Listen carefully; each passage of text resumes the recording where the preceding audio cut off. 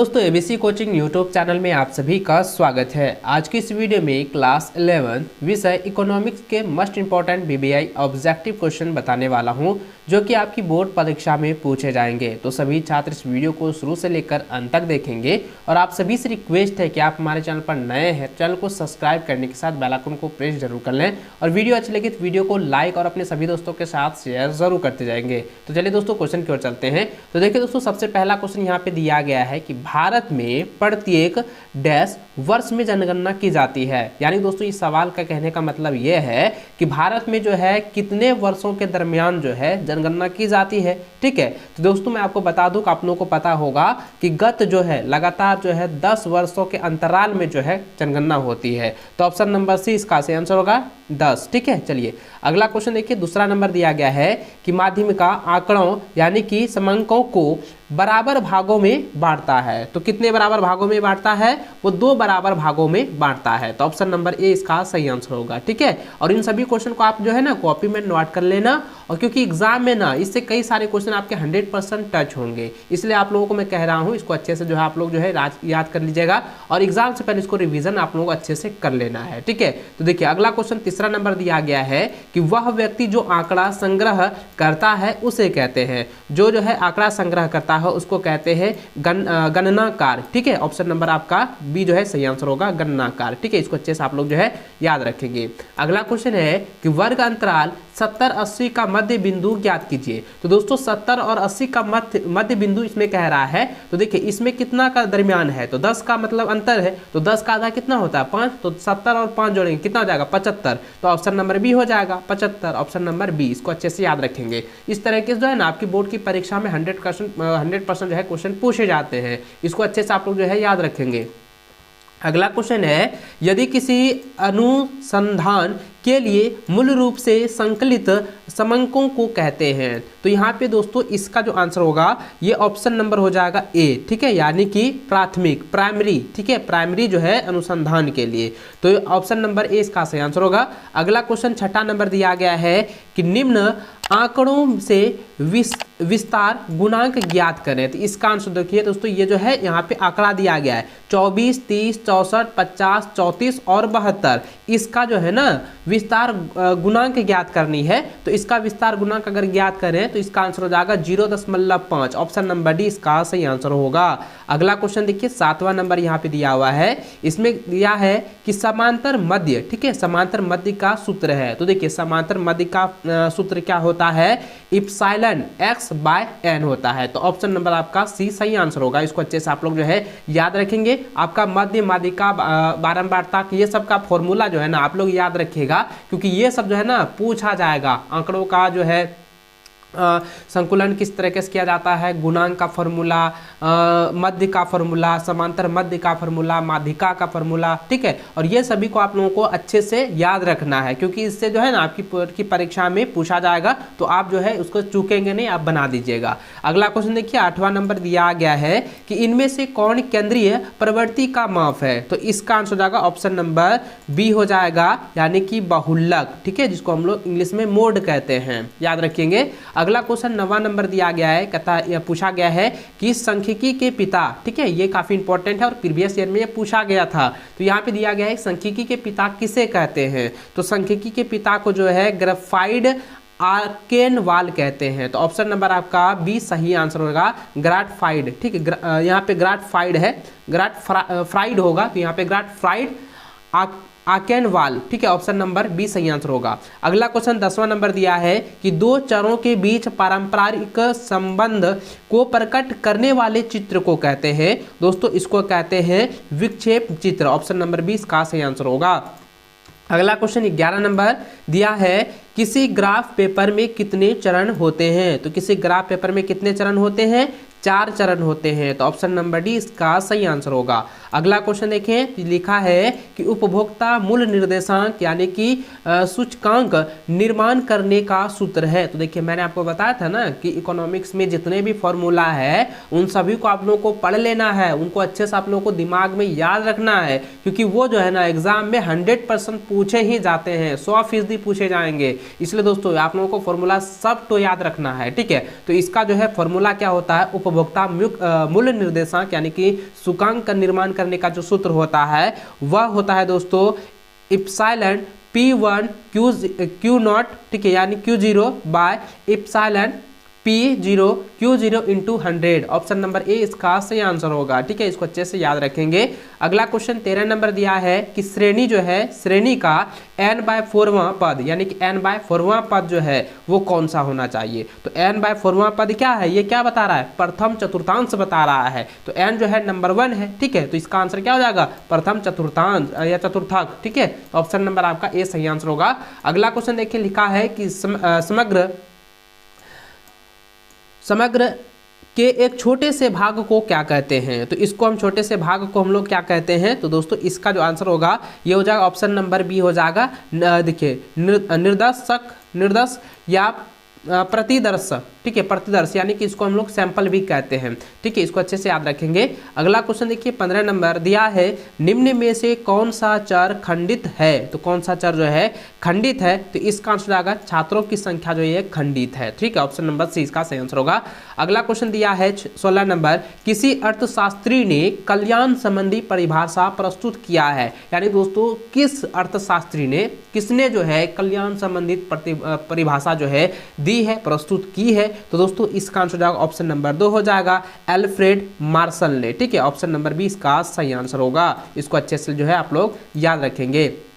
चलिए अगला क्वेश्चन की ओर बढ़ते हैं। तो अगला क्वेश्चन 17 नंबर दिया गया है कि तथ्यों को उनकी समानता एवं विशेषताओं के आधार पर क्रमबद्ध करने की क्रिया है। तो क्रमबद्ध करने की क्रिया क्या है, तो ये होना चाहिए वर्गीकरण। ऑप्शन नंबर सी सही आंसर होगा, क्लासिफिकेशन, ठीक है। चलिए अगला क्वेश्चन 18 नंबर दिया है कि एक श्रेष्ठ प्रश्नावली के गुण हैं। एक श्रेष्ठ प्रश्नावली के गुण क्या है, तो इसका आंसर हो जाएगा इनमें से सभी। ऑप्शन नंबर डी सही आंसर होगा, क्योंकि दोस्तों एक श्रेष्ठ प्रश्नावली के गुण जो है सरलता, प्रश्नों की उचित क्रम और प्रश्नों की सीमित संख्या, ये तीनों है। तो इसलिए दोस्तों इसका जो सही आंसर होगा ऑप्शन नंबर डी इसका होगा, ठीक है। चलिए अगला क्वेश्चन देखिए 19 नंबर दिया है कि किसी अर्थशास्त्री के अनुसार अपरिकरण, ठीक है, अपकिरण पदों के विचरण का माप है। तो विचरण का माप इसमें पूछा गया है, तो इसका आंसर हो जाएगा बाउले, ठीक है, ऑप्शन नंबर 20 सही आंसर होगा। अगला क्वेश्चन दिया गया है कि निम्नलिखित आंकड़ों से समांतर मध्य ज्ञात करें। तो देखिए निम्नलिखित आंकड़ों से समांतर मध्य जो है ज्ञात करनी है। तो ये जो है आपका जो है आंकड़ा दिया हुआ है, जिसमें कि अंक यहाँ पे दिया गया है, ठीक है, 0 से 10, 10 से 20, 20 से 30, और यहाँ पे स्टूडेंट की संख्या दी गई यानी कि छात्रों की संख्या दी है 2, 3, 5। अब यहाँ पे कहता है कि मध्य ज्ञात कीजिए। तो मध्य का फॉर्मूला तो मैंने आपको अभी बताया, तो अब उसी फार्मूले से जो है आपको यहाँ पे ज्ञात करनी है। तो दोस्तों आप इसका हल कर लेंगे, मैं इसका डायरेक्ट आंसर बता देता हूँ। इसका आंसर हो जाएगा 18, ठीक है, ऑप्शन नंबर सी इसका सही आंसर होगा। मैंने क्योंकि इसको जो है ज्ञात करके रखा हुआ था, ठीक है। चलिए अगला क्वेश्चन देखिए, यहाँ पे 21 नंबर दिया है कि जब निचली और ऊपरी दोनों सीमाओं पर विचार करते हैं तो ऐसे वर्ग कहलाते हैं। तो ऐसे वर्ग कौन से कहलाते हैं, और इसके बारे में मैंने आपको पहले भी बताया था, इसको हम लोग समावेशी कहते हैं, ठीक है। यहाँ पे हो जाएगा ऑप्शन नंबर बी में दिया हुआ है समावेशी, इसको अच्छे से याद रखेंगे। चलिए अगला क्वेश्चन देखिए 22 नंबर दिया है कि यदि बहुलक जो है, बहुलक z बराबर जो है 16 है और समांतर मध्य जो है x, ठीक है, x रेखा पर दिया है तो 20 है, तो माध्यिका ज्ञात करें। तो इसकी जो है माध्यिका आपको फॉर्मूले के अनुसार जो है ज्ञात करनी है, और इसके फॉर्मूला भी आप लोगों को पता ही होगा, और मैंने इसको जो है सॉल्व करके रखा है। तो इसका डायरेक्ट आंसर मैं बता देता हूं। इसका आंसर हो जाएगा दोस्तों 15.6, ठीक है, ऑप्शन नंबर सी सही आंसर होगा। चलिए अगला क्वेश्चन देखिए, लिखा है कि निर्देशांक के ऊपर है। तो निर्देशांक के ऊपर कौन है, निर्देशांक के ऊपर कौन से आते हैं। तो दोस्तों आपको पहले पता होगा कि निर्देशांक के ऊपर जो है उपभोक्ता के मूल्य निर्देशांक आते हैं, थोक मूल्य निर्देशांक आते हैं, औद्योगिक उत्पादन निर्देशांक आते हैं। तो इसलिए दोस्तों इसका जो सही आंसर होगा ना, इसका जो सही आंसर क्या होगा, ऑप्शन नंबर डी होगा, इनमें से सभी, ठीक है। चलिए 24 नंबर क्वेश्चन देखें, तो यहाँ पे लिखा है कि वह ग्राफ जो संचयी आवर्ती वितरण को दर्शाता है। तो संचयी आवर्ती वितरण को कौन दर्शाता है, तोरण चित्र दर्शाता है। ऑप्शन नंबर ए इसका सही आंसर होगा। चलिए 25 नंबर क्वेश्चन देखें तो यहाँ पे लिखा है कि भारतीय सांख्यिकी संस्थान कहाँ स्थापित है। तो इसका आंसर दोस्तों हो जाएगा ऑप्शन नंबर डी, हो जाएगा कोलकाता। ठीक है, चलिए ये आपका इंपॉर्टेंट था और ये प्रीवियस ईयर में भी क्वेश्चन पूछा गया था। इन सभी क्वेश्चन को आप अच्छे से कॉपी में नोट करते जाएं और दोस्तों आप जो है हमसे ये वादा कीजिए कि एग्जाम से पहले इन सभी क्वेश्चन को अच्छे से रिवीजन करेंगे। नीचे कॉमेंट आप लोग जरूर कीजिएगा। ठीक है, तो चलिए दोस्तों आगे बढ़ते हैं। 26 नंबर क्वेश्चन देखें तो यहाँ पे देखिए दिया गया है कि इनमें से नगद फसल कौन है। तो नगद फसल कौन है बच्चों, आपको पहले भी पता होगा और इसके बारे में मैंने आपको पहले बताया हुआ था। तो ये जो है ना प्रीवियस ईयर में क्वेश्चन पूछा गया। देखिए रिपीटेड क्वेश्चन कितना मिल रहा है, इसलिए मैं आप लोगों को कह रहा हूं कि इसको अच्छे से आप लोग जो है याद रखेंगे। देखिए इसका जो आंसर क्या होगा, ऑप्शन नंबर सी हो जाएगा कपास। कपास क्या है, एक नकद फसल है। ठीक है, नकद फसल है यानी कि कैश क्रॉप है। चलिए अगला क्वेश्चन देखिए 27 नंबर दिया है कि विश्व बैंक को किस अन्य नाम से जाना जाता है। तो विश्व बैंक को जो है IBRD के नाम से जाना जाता है। तो ऑप्शन नंबर डी इसका सही आंसर होगा। अगला क्वेश्चन 28 नंबर है कि सरकार द्वारा सार्वजनिक क्षेत्र के समता हिस्सों को निजी क्षेत्र के हाथों बेचना कहलाता है। तो कौन क्या कहलाता है, और इसके बारे में आपको पहले भी बताया हुआ था। तो इसका आंसर क्या हो जाएगा, विनिवेशन। ठीक, विनिवेश कहते हैं। तो ऑप्शन नंबर आपका बी सही आंसर होगा। ठीक है, चलिए अगला क्वेश्चन देखिए 29 नंबर दिया है कि मानव पूंजी निर्माण में बाधा है। तो मानव पूंजी निर्माण में बाधा है। तो दोस्तों इसका आंसर हो जाएगा ऑप्शन नंबर डी, हो जाएगा इनमें से सभी, क्योंकि बढ़ती जनसंख्या, ब्रांड ड्रेन और शिक्षा का निम्न स्तर, ये सभी जो है एक बाधा का निर्माण करती है। ठीक है, तो ऑप्शन नंबर डी इसका सही आंसर होगा 29 का। अगला क्वेश्चन देखिए 30 नंबर काफी इंपॉर्टेंट है और इसमें दिया गया है कि ऊर्जा के पारंपरिक स्रोत है। ऊर्जा के पारंपरिक स्रोत क्या है, तो ऑप्शन नंबर सी हो जाएगा ए और बी दोनों, क्योंकि वाणिज्यिक स्रोत और गैर वाणिज्यिक स्रोत है। तो दोस्तों इस दोनों का आंसर क्या हो जाएगा, ऑप्शन नंबर सी हो जाएगा, ए एंड बी दोनों हो जाएगा। ठीक है, चलिए अगला क्वेश्चन 31 नंबर है। यहाँ पे दिया गया है कि सरकार द्वारा जो कर व्यक्तियों की आय पर लगाई जाती है तो उसे हम लोग क्या कहते हैं। तो उस कर को हम लोग कौन से कर के नाम से जानते हैं, इसके बारे में मैंने आपको बताया था। तो दोस्तों इसका आंसर हो जाएगा प्रत्यक्ष कर। ठीक है, यानी कि डायरेक्ट टैक्स कहते हैं उसको। तो ऑप्शन नंबर ए इसका सही आंसर होगा। अगला क्वेश्चन 32 नंबर दिया गया है कि निम्न में से कौन सा उद्योग जो है, निम्न में से कौन सा उद्योग लघु एवं कुटीर उद्योग के अंतर्गत आता है, यानी कि लघु और कुटीर उद्योग में आता है। तो दोस्तों इसका आंसर हो जाएगा 32 नंबर का डी हो जाएगा, यानी कि हस्तकरघा। ठीक है, हस्तकरघाट हो जाएगा। ऑप्शन नंबर आपका डी सही आंसर होगा। ठीक है, चलिए 33 नंबर क्वेश्चन की ओर बढ़े। 33 नंबर क्वेश्चन दिया गया है कि गरीबी रेखा का संबंध है। तो गरीबी रेखा का संबंध जो है वो निरपेक्ष निर्धनता से है। तो ऑप्शन नंबर बी सही आंसर होगा। अगला क्वेश्चन है कि कृषि शाख के गैर संस्थागत स्रोत है। तो देखिए यहाँ पे जो है ना, ये जो 34 नंबर आप क्वेश्चन देख रहे हैं ये काफ़ी VBI है और ये बार बार जो है एग्जाम में पूछा गया है। और दोस्तों मैं आप लोगों को कह रहा हूँ कि इन सभी क्वेश्चन को आप अच्छे से रिपीट कर लीजिएगा, क्योंकि इकोनॉमिक्स में जो है ना कई सारे क्वेश्चन ऐसे होते हैं जो रिपीटेड होते हैं और इनको आप लोग अच्छे से याद करना ही पड़ेगा। तो देखिए यहाँ पे जो सवाल दिया गया है कि कृषि शाख के गैर संस्थागत स्रोत हैं। तो अब इसका जो है स्रोत बताना है। तो कौन से संस्थागत जो है स्रोत है, तो इसका क्या होगा, तो देखिए 34 नंबर का आंसर हो जाएगा, ऑप्शन नंबर डी हो जाएगा, महाजन, यानी कि जिसको हम लोग ट्रेडर कहते हैं, ट्रेडर्स। ठीक है, ऑप्शन नंबर डी इसका सही आंसर होगा। अगला क्वेश्चन देखिए 35 नंबर यहाँ पे दिया हुआ है कि आधारिक संरचना के दो प्रकार कौन सा है। तो इसका आंसर क्या हो जाएगा, ऑप्शन नंबर डी हो जाएगा, सामाजिक एवं आर्थिक, यानी कि सोशल एंड इकोनॉमिक। ठीक है, तो ऑप्शन नंबर आपका डी सही आंसर होगा। चलिए अगला क्वेश्चन 36 नंबर दिया गया है कि CFC का पूर्ण रूप है, यानी कि CFC का जो है फुल फॉर्म क्या है, पूर्ण रूप क्या है। तो ये आपको यहाँ पे पूछा गया है। तो 36 नंबर का आंसर हो जाएगा, ऑप्शन नंबर सी हो जाएगा, यानी कि क्लोरोफ्लोरोकार्बन। ऑप्शन नंबर सी सही आंसर होगा। अगला क्वेश्चन 37 नंबर दिया है कि 12वीं पंचवर्षीय योजना की अवधि है। तो पंचवर्षीय योजना की अवधि क्या है, तो ऑप्शन नंबर ए हो जाएगा 2012 से 2007। देखिए 5 वर्ष का अंतर है, तो 2012 से 2017 तक। ऑप्शन नंबर ए इसका सही आंसर होगा। चलिए अगला क्वेश्चन देखिए 38 नंबर दिया है कि कृषि शाख के साधन हैं। तो कृषि शाख के कौन से साधन हैं, तो इसका आंसर जाएगा ऑप्शन नंबर डी हो जाएगा, इनमें से सभी, क्योंकि भूस्वामी भी आते हैं, व्यावसायिक बैंक भी आते हैं, ग्रामीण बैंक भी आते हैं। तो दोस्तों इसका आंसर क्या होगा, इनमें से से सभी हो जाएगा। ठीक है, चलिए 39 नंबर क्वेश्चन है कि निर्धनता रेखा से नीचे रहने वाले लोगों का अनुपात में अधिक होता है, तो किस में अधिक होता है? तो दोस्तों इसका आंसर हो जाएगा ऑप्शन नंबर ए, भारत में अधिक होता है। ठीक है, इंडिया में।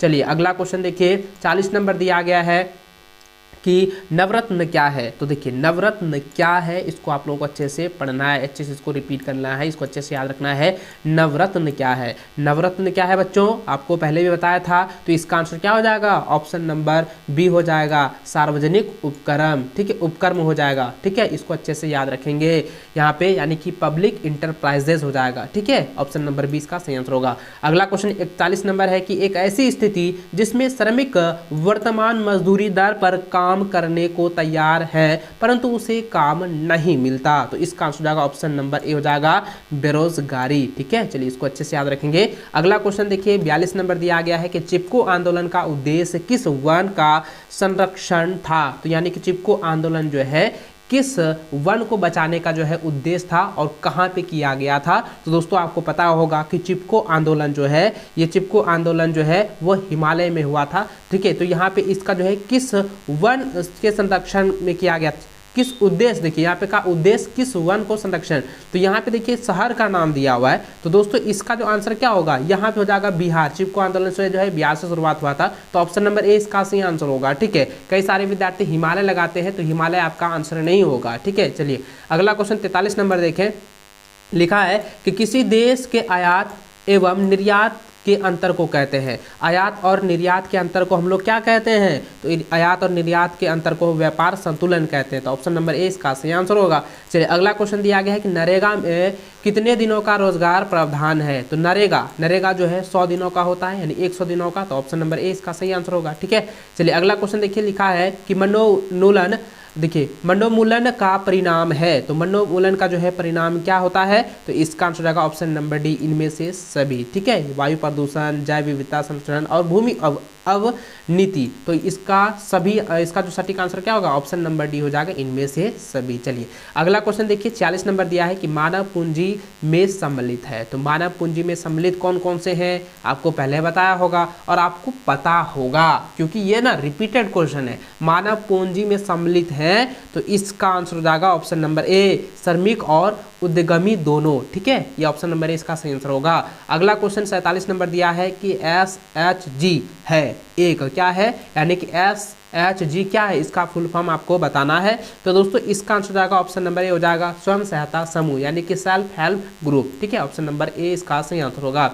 चलिए अगला क्वेश्चन देखिए 48 नंबर दिया है कि निर्माण क्षेत्र अर्थव्यवस्था के क्षेत्र में सम्मिलित होता है। तो इसका आंसर क्या होगा? ऑप्शन नंबर बी हो जाएगा, द्वितीय क्षेत्र में सम्मिलित होता है, तो ऑप्शन नंबर बी इसका सही आंसर होगा, सेकेंडरी। ठीक है, चलिए अगला क्वेश्चन देखिए 49 नंबर दिया है कि एक सूचक जो किसी देश के मानव विकास को मापता है, तो इसका आंसर हो जाएगा option number D, HDI, option number D सही आंसर होगा। अगला क्वेश्चन दिया गया है कि प्रति व्यक्ति आय किस देश में अधिक है। तो दोस्तों इसका आंसर हो जाएगा ऑप्शन नंबर सी, चीन में। ठीक है, इसको अच्छे से जो है याद रखेंगे। इस वीडियो में जो है इकोनॉमिक्स के मैंने आपको 50 क्वेश्चन बताए हैं। 50 क्वेश्चन को आपको रिपीट कर लेना है, रिवीजन कर लेना है, क्योंकि इससे कई सारे क्वेश्चन आपकी बोर्ड की परीक्षा में डायरेक्ट पूछे जाएंगे। इसको अच्छे से आप लोगों को रिवीजन 100% कर लेना है। ठीक है, और दोस्तों वीडियो अच्छी लगे तो वीडियो को लाइक अपने सभी दोस्तों के साथ शेयर करेंगे, और इसी प्रकार वीडियो पाना चाहते हैं तो आप हमारे चैनल को अभी के अभी चैनल को सब्सक्राइब कर लीजिए, साथ ही बेल आइकन को प्रेस करके ऑल पर सेलेक्ट कर लीजिएगा। मिलता है नेक्स्ट वीडियो, तब तक जय हिंद, वंदे मातरम।